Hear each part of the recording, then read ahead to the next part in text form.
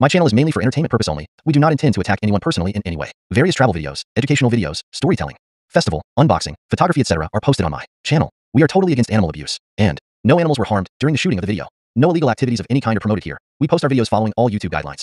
We apologies if there is any mistake on the part of the channel. আজকে আমরা যেটা দেখছি সেটা হচ্ছে বর্ষাকালে বা স্যাঁতস্যাঁতে জায়গায় পাঁচিলের গায়ে যেটা জন্মায় সবুজ সবুজ সেটা হচ্ছে শৈবাল বা শ্যাওলা যাকে বলি। এই শ্যাওলা এরা ক্লোরোফিল বিশিষ্ট এক প্রকার নিম্ন শ্রেণীর স্বভোজী উদ্ভিদ। এরা প্রধানত জলজ উদ্ভিদ। এরা হচ্ছে শাখাহীন এবং এরা ফ্লাজেলাবিহীন হয়। এরা বহুকোষীয় হতে পারে। এরা অনেক সময় কলোনি গঠন করে থাকে। এদের দেহে সবুজ রঙের ক্লোরোফিল থাকে।